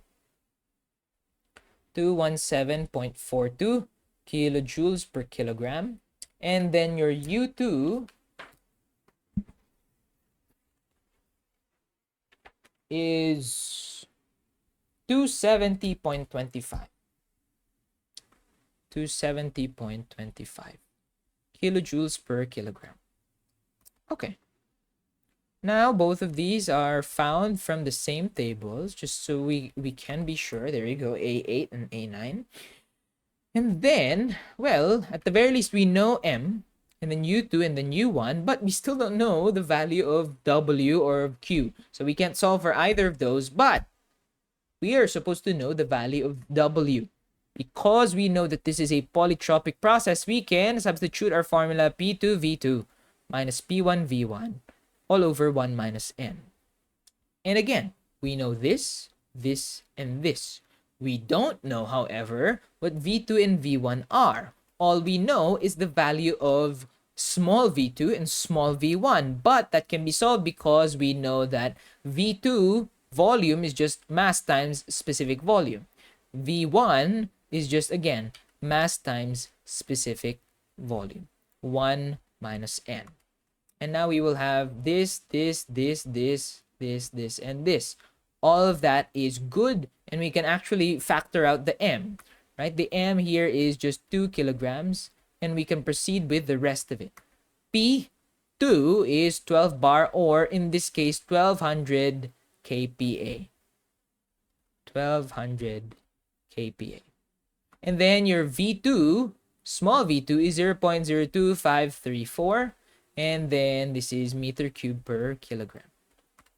Minus P1 is 200 kPa, that is just 2 bar, times 0.1123, which is your meter cube per kilogram. Okay? And then all over we have 1 minus n. 1 minus n. And then we will close this off. And then let's just check the units. Both of the terms on the numerator have the same, which is kPa times meter cube all over kilogram. And if we notice that there's a kilogram right here, we can cancel those out, and we will be left with kilopascal times meter cube, which is kilojoules, which makes sense because this is supposed to be work. Okay, this is supposed to be work. And all right, that means that now we just have to compute all of this, right? Or sorry, your n is supposed to be 1.2035. For those of you who want this to be very specific, or want this to be very precise, what you can do is, again, shift solve to a. I will do that to a. There you go. 1 minus a. Shift store a. Okay, so what now I will do is 2 times 1200, 0.02534, 200 times 0.1123, all over 1 minus a. We will get an answer of negative 78.11 kilojoules. So you might be wondering, oh no, my answer is negative, right? Is that right? I feel like that's wrong, right? That might be what you're thinking, but that makes sense. Why is that? Because this is a compression, and in compression, we are doing the compressing. We are giving energy to the system. That means that the work is in. Work in is negative. And so finally, we can now get your value of Q. Q minus negative, right? Negative 78.11 kilojoules is equal to mass, which is 2 kilograms, times, right, your U2. What is your U2 again? 270.25. Minus your U1, which is 217.42. 217.42 kilojoules per kilogram. What you can see in here is that, cancel, all of these terms are in kilojoules. That motivates us to say that our Q is probably also going to be in kilojoules, right? This is a negative times negative positive, which means that if I move it to the other side, it will be negative again. So this will just be 2 times 270.25 minus 217.42 minus 78.11 is just going to be minus 217.42 will give us an answer of 27.55. Our Q is 27.55 kilojoules. And if you see, or rather if you notice, the unit for this is, or sorry, the sign for this is positive. Does it make sense? I think it does, right? I think it does because look at this, right? The system's internal energy has increased. It went from 217.42 to 270.25. And it could increase one of two different ways. One is that it could increase because we compressed it, right? We compressed it, and we did. So we gave the system some energy, but, right, in the case that that is not enough, right, you will also need to supply it with heat, right? You will also need to supply it with heat for it to rise even further. And plus, I am aware that this is going to be positive because, right, because this is a polytropic process. If this were isentropic, I would immediately know, oh, there's nothing. Right? It's zero, right? Excuse me. But that is it, right? That is it for problem 6, right? One of the more involved questions, right? Especially because we need to get a lot from our steam tables. But then we have one last bit. And again, please, if there are any questions that you have, let me know. There's even a discussion tab for topic 3, right? You can put your questions in there if you're a bit embarrassed to ask me about it. Okay? 3.7, this last bit. There's a lot in here, and there will be a lot of work that we have to do, but let's just go ahead with the first pass reading. Some amount of 134A is trapped in a vertical piston cylinder assembly as a saturated vapor. An atmospheric pressure of 1 bar is present. The insulated piston, weighing 48 kilograms and with a snug diameter of 2 centimeters, moves smoothly in the cylinder. The fluid is slowly heated until it registers a temperature of 160 degrees Celsius. Now, how much heat was transferred and how much work was transferred?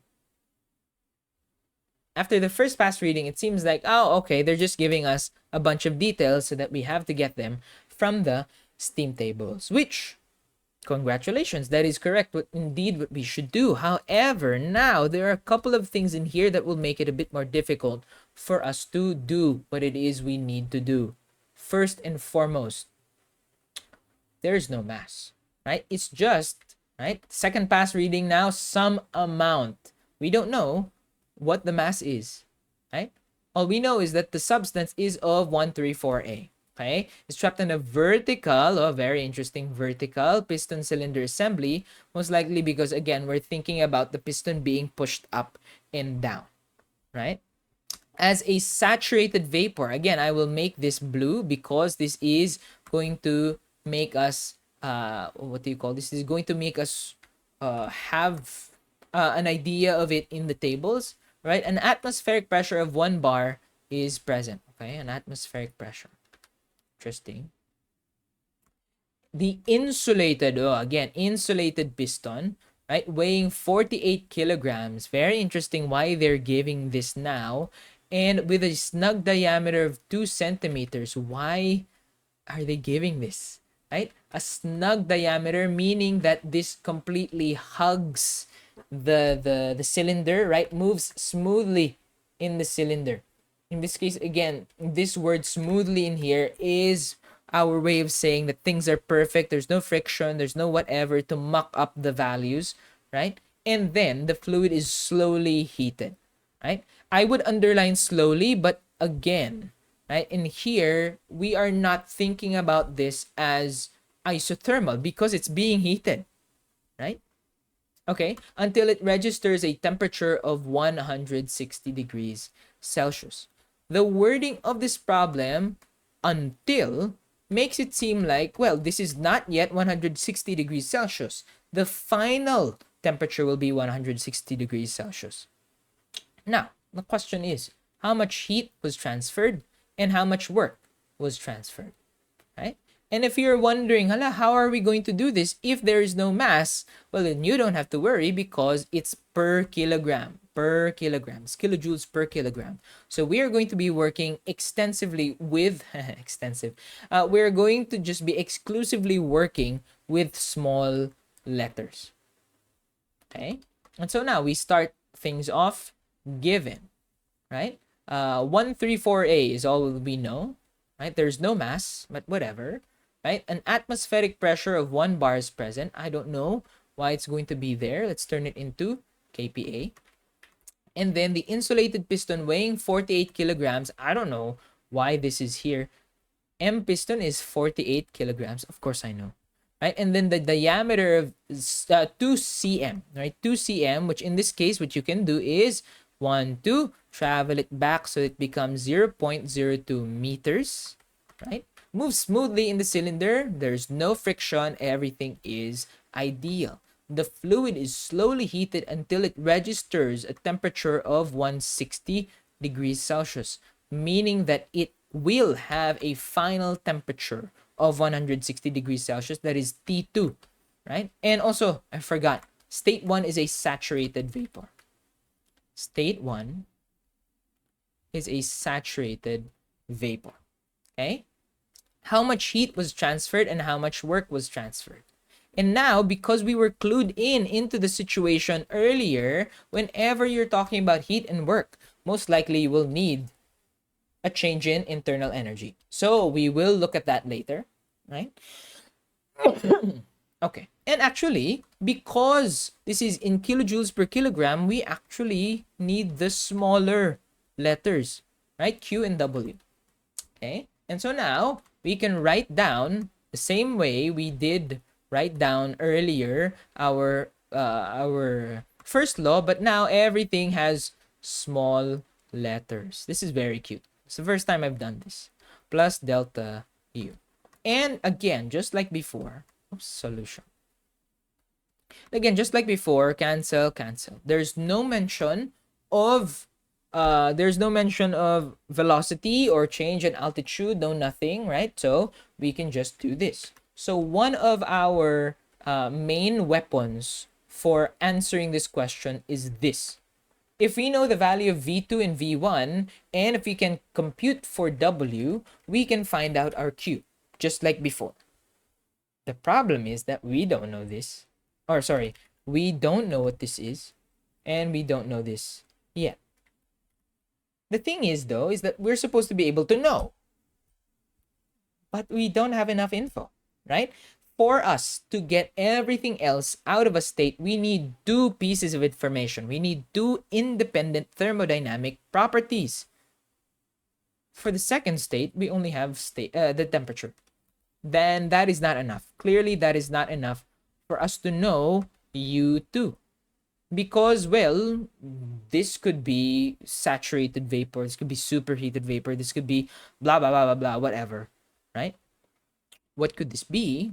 We don't know, right? And this is why this question is so difficult, because now you're going to have to rope in this. Why does this matter? I don't know. Let's try and figure this out. Let's try and just place things in a piston cylinder assembly. And we will have here our piston, which has a diameter of 2 centimeters for some reason. Oops. 5. There you go. Actually, let's just make it like a hockey puck. Or, yeah, it's just a hockey puck. Now, the thing about this is that the R134A is here. R134A is here.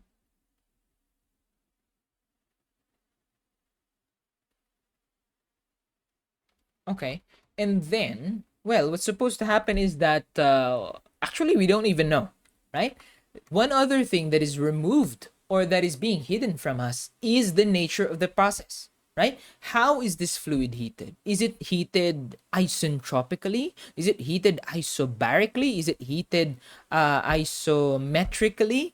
We know for sure it's not isothermal because it's being heated, right? But what, right? For all I care, it could have been, right? It could be, it could be, I don't know, a polytropic process, right? It's not perfect. How are we going to get the N? So many questions, right?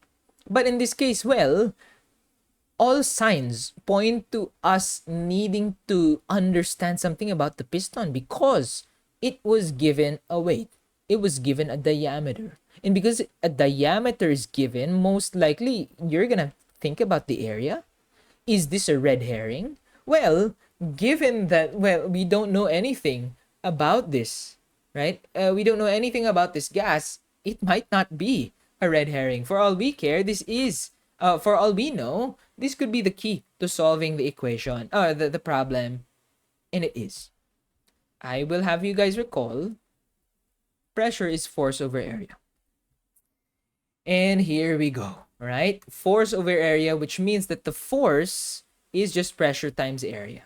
Why am I saying the area? Because now we can compute for the area of this thing. If this is 0.02 meters, then your area is just going to be, right? Your area is just going to be, then your area is just going to be pi over 4 d squared, right?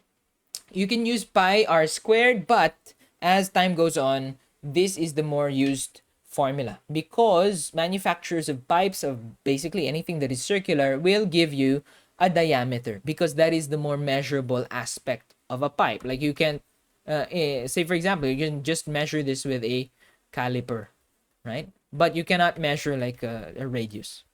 And even though it is easier to, compute with, this is our diameter, right? And so now, what are we going to do, right? Well, you might have to draw a free body diagram. What do you mean a free body diagram, right? In this case, I am assuming that this R134A is not moving. We are in equilibrium, right? If we go back to topic 1, we said that these states, anytime a state is being mentioned, it is an equilibrium state, right? An equilibrium state basically says that, well, it's not moving, nothing is moving, or rather, no properties are changing. And literally, if we take it in the sense of NMEC, right?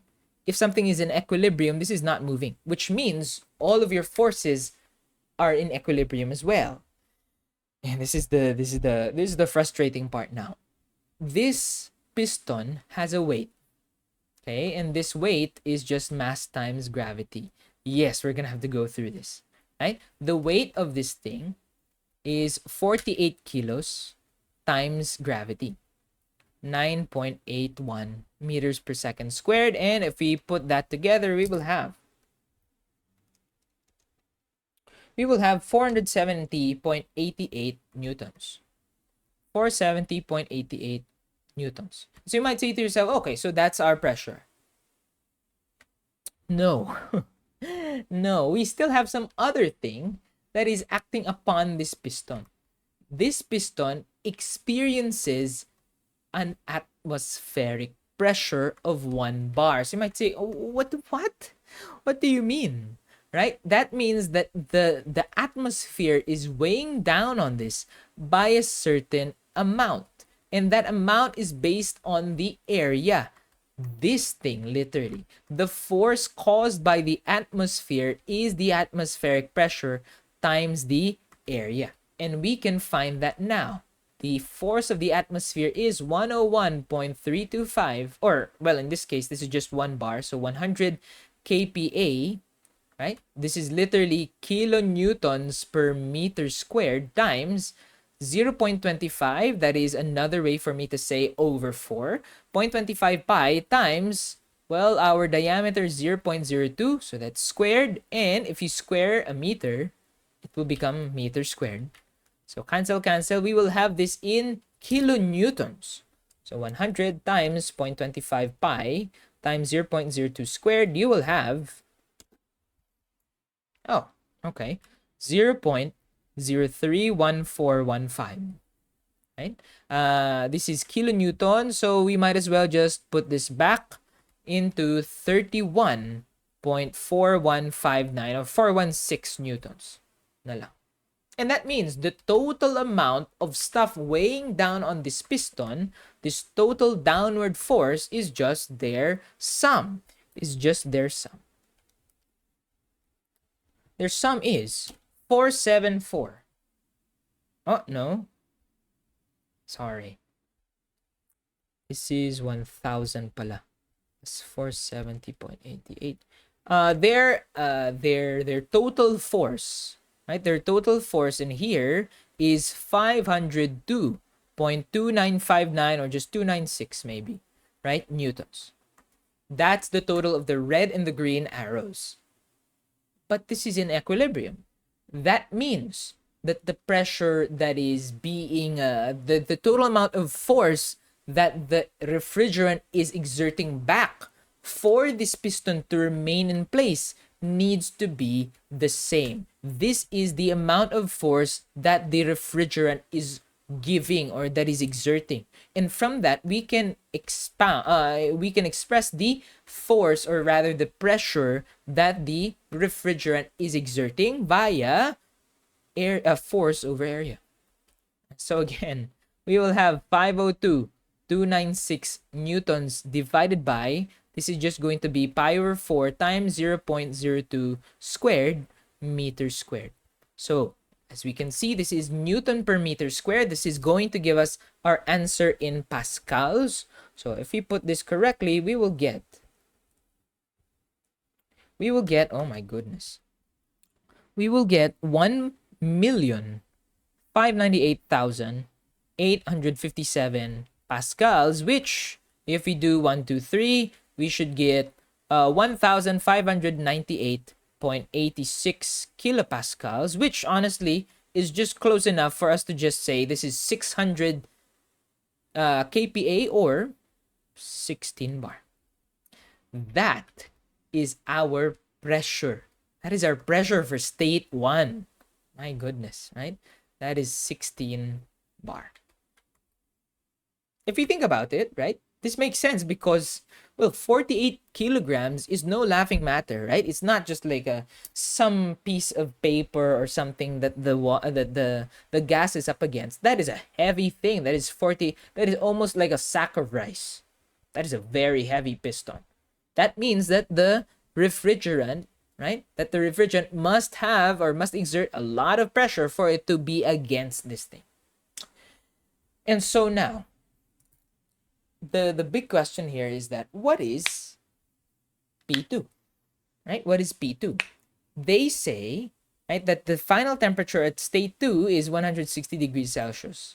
And so if you're going to think about it, if you're going to give this a flame, say for example, as a way to heat it up, right? What the gas will do is that it will expand. Oh, congratulations, right? But if you think about it, this computation, right? This computation works the same way. This computation works the same way down here as in up here. If it expands by that large, or if it just expands by a little bit, nothing changes about the computation, right? So if you think about, well, oh, I see. So even if it expands by this small or by this big, this is still going to be the same thing. And that means, that means that this is also 16 bar. And furthermore, that means that this process, this thing right here, is isobaric. Right? That this is an isobaric process. Okay? And so very interesting. Now, a lot of things are unlocked for us, right? A lot of things are unlocked for us in the sense that, well, now we know how to compute the work. Excuse me.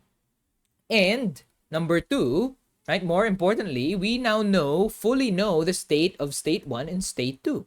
So, which means we can also now find the values of U1 and U2, which means we can find out the value of Q.